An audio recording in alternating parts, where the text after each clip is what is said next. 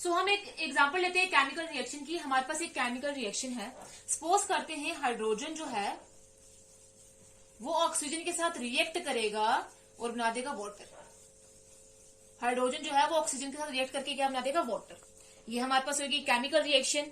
अब हम इसको केमिकल इक्वेशन बनाएंगे। केमिकल इक्वेशन क्या होती है? केमिकल रिएक्शन की ही रिप्रेजेंटेशन होती है थ्रू फॉर्मूलाज एंड सिंबल्स। तो हाइड्रोजन को हम कैसे रिप्रेजेंट करते हैं? H2।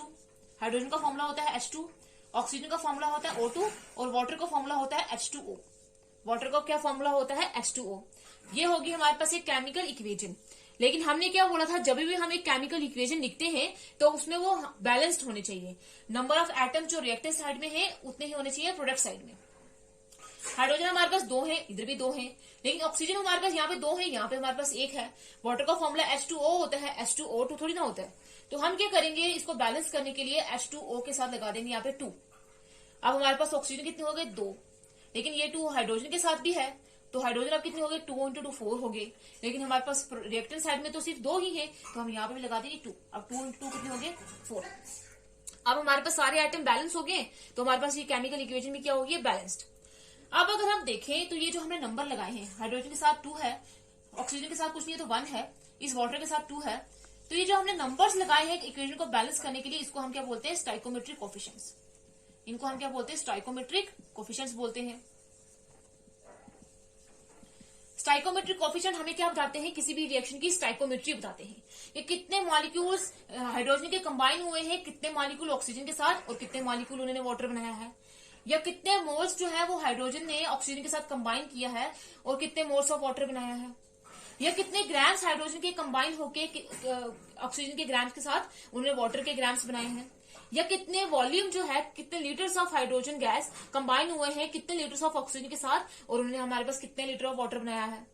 तो ये सभी चीजें जो बताती हैं वो एक स्टाइकोमेट्री ऑफ केमिकल रिएक्शन होती है।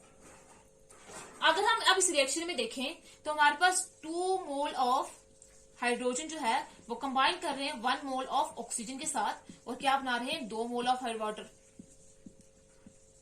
मतलब अगर हमें 2 मोल ऑफ वाटर बनाना है तो हमें 2 मोल ऑफ हाइड्रोजन की जरूरत होगी और 1 मोल ऑफ ऑक्सीजन की जरूरत होगी।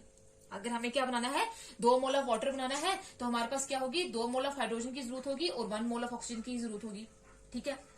सपोज करते हैं हमारे पास केमिकल रिएक्शन में जरूरत इतनी की होगी, ये हमारे पास एक रिक्वायरमेंट है। लेकिन अब जो है अगर हमारे पास मटेरियल कितना प्रेजेंट है, हमारे पास मटेरियल प्रेजेंट है 2 मोल ऑफ हाइड्रोजन प्रेजेंट है और 2 mole of oxygen he present है। हमारे पास मटेरियल कितना प्रेजेंट है? 2 मोल ऑफ हाइड्रोजन और 2 मोल ऑफ ऑक्सीजन। लेकिन हमें चाहिए कितना? 2 मोल ऑफ ऑक्सीजन हाइड्रोजन चाहिए और 1 मोल ऑफ ऑक्सीजन चाहिए। तो क्या होगा, यहां से 2 मोल ऑफ हाइड्रोजन जो है वो कंबाइन करेंगे, 2 मोल है लेकिन हमें चाहिए कितने? एक के साथ 1 मोल ऑफ ऑक्सीजन के साथ और बना देंगे 2 mole of water. 2 mole of water.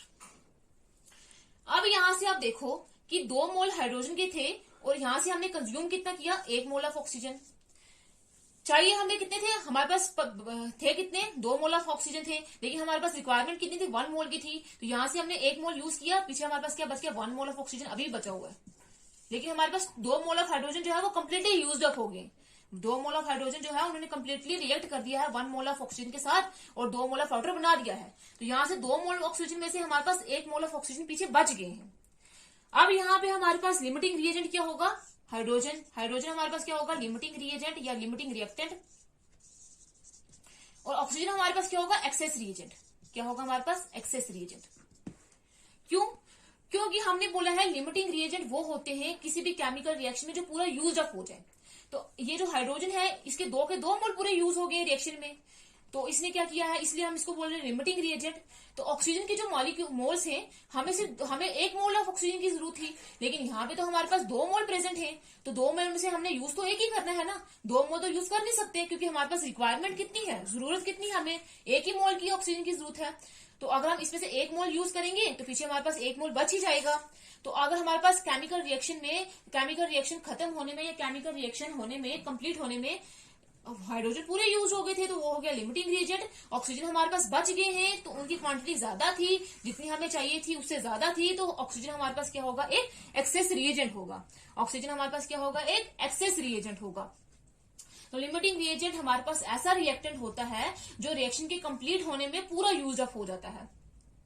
और एक्सेस रिएजेंट हमारे पास ऐसा रिएजेंट होता है जो लिमिटिंग रिएजेंट से ज्यादा प्रेजेंट होता है, या हमारे पास लार्ज क्वांटिटी में प्रेजेंट होता है, जिसकी जरूरत हमें कम चाहिए होती है लेकिन वो ज्यादा अमाउंट में प्रेजेंट होता है और रिएक्शन कंप्लीट होने में वो बच जाता है, उसी को क्या बोलते हैं, एक्सेस रिएजेंट। ठीक है, तो अब जो है कुछ इंपॉर्टेंट पॉइंट्स हैं। एक ये कि जब भी हमें अगर लिमिटिंग रिएजेंट पता करना है तो हमारे पास जो रिएक्टेंट्स होने चाहिए वो एक से ज्यादा होने चाहिए, 2 और मोर देन 2 रिएक्टेंट्स, 2 और मोर देन 2 रिएक्टेंट्स और रिएजेंट्स प्रेजेंट होने चाहिए। क्योंकि अगर हमारे पास एक ही रिएजेंट प्रेजेंट होगा तो हम उसमें से कैसे निकालेंगे कि ये हमारे पास लिमिटिंग रिएजेंट है या एक्सेस रिएजेंट है। इसलिए हमें ये पता करने के लिए हमारे पास 2 या 2 से ज्यादा रिएक्टेंट्स प्रेजेंट होने चाहिए किसी भी केमिकल रिएक्शन में। दूसरा ये कि जो हमारे पास कम अमाउंट में प्रेजेंट होगा, जो रिएक्शन के कंप्लीट होने में पूरा यूज अप हो जाएगा, उसको हम बोलेंगे लिमिटिंग रिएजेंट। उसको हम क्या बोलेंगे, लिमिटिंग रिएजेंट बोलेंगे। तीसरा ये कि जो कंसेंट्रेशन होगी लिमिटिंग रिएजेंट की, कि जो अमाउंट ऑफ लिमिटिंग रिएजेंट होगा, अमाउंट ऑफ लिमिटिंग रिएजेंट, वही हमें बताएगा कि प्रोडक्ट हमारे पास कितना बनेगा। वही हमें क्या बताएगा कि प्रोडक्ट हमारे पास कितने अमाउंट में बनेगा। अगर हम यहाँ पे देखें तो यहाँ पे डिसाइड कौन कर रहा है कि प्रोडक्ट हमारे पास कितना बनेगा, हाइड्रोजन डिसाइड कर रहा है। ऑक्सीजन तो हमारे पास बच गया ना।